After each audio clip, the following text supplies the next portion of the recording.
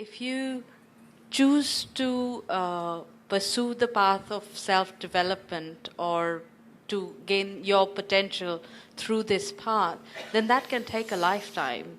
I want to find out what is the balance between trying to pursue my development versus doing something and finding that balance. I mean, how do I go about figuring that out for me? Was that clear? No. Yes, yes. Okay.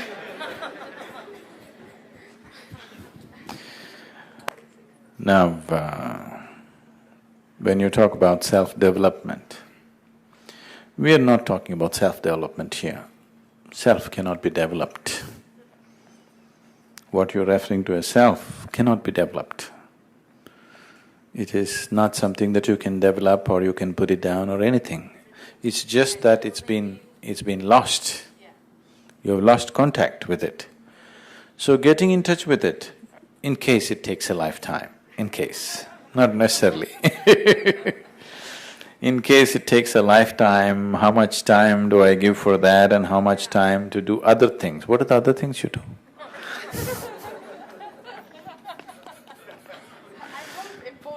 Okay. So the other things that you do in your life, will I have enough time for it? You shouldn't do any other thing. You understand? Everything that you do should be towards enhancing your own nature. Now, you're doing family, you're doing work, all these things you're doing, everything can be used as a spiritual process. It is not that in 24 hours' time, this many hours spirituality, this many hours materialism, this many hours family, not like that. Every step, every breath, every moment of your existence can be used for your development of who you are. So, this is full time. And in that, what activity you wish to do, you do whatever you want. What is the problem? Because what we are talking about is of inner nature. What the other things you're talking about, external, isn't it? So whatever you're doing, you're using everything as a process of growth, everything. So, this does not mean doing yoga, does not mean morning yoga, evening yoga, rest of the time you do stupid things, no. It's 24 hours yoga, only yoga, nothing else but yoga. Whatever you do, you make it into your yoga. Every single act in your life, you make it into your process of growth. Only then it'll work. Part-time spirituality doesn't work. Now, will this take me away from this or that? Not necessarily, not at all, because millions of people who have done the program are all people who are involved in variety of activity. Just a handful of people are full-time into it, because some people need to do it full-time. Yes? Suppose I also pursued some other profession and, only in my vacation I thought inner engineering, you wouldn't be here today, isn't it? Yes? So few people take it up full-time because they see that's their choice, they want to do that. And when you can go to the office and do software programming or management or something, why can't you also go out and teach something? It's not that you have to take it up. I'm saying for an individual person, what is the problem? Somebody chooses that.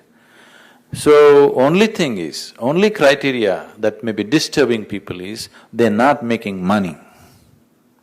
No, I'll come. So that's not going to disturb you, then no problem.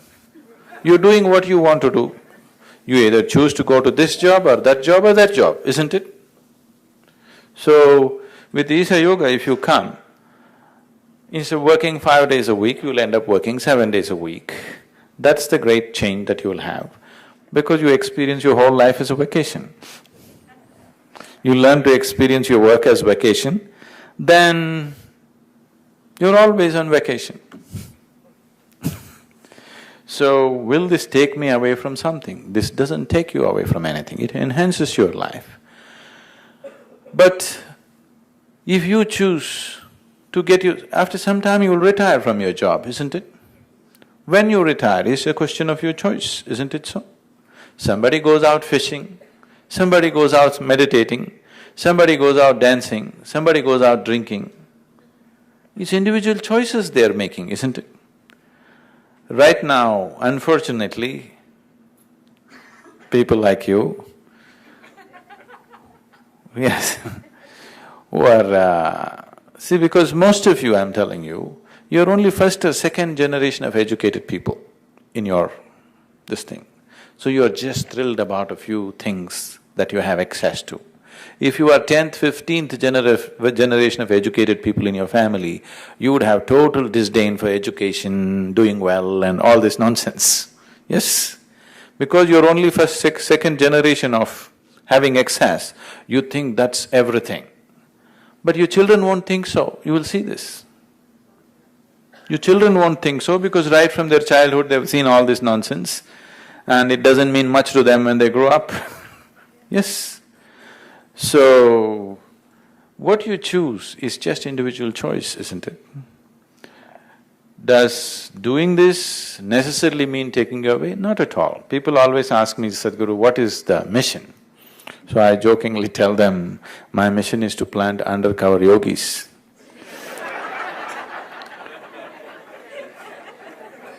So today I can very proudly say, I have planted many people who are in peak of yogic experience, but they're managing banks, they're managing corporations, they're housewives, they're all undercover yogis.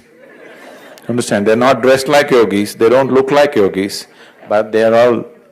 experientially they're very much yogis, but undercover.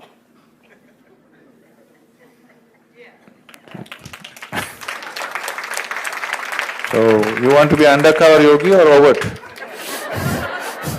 Undercover, okay, that's fine. That's my mission too.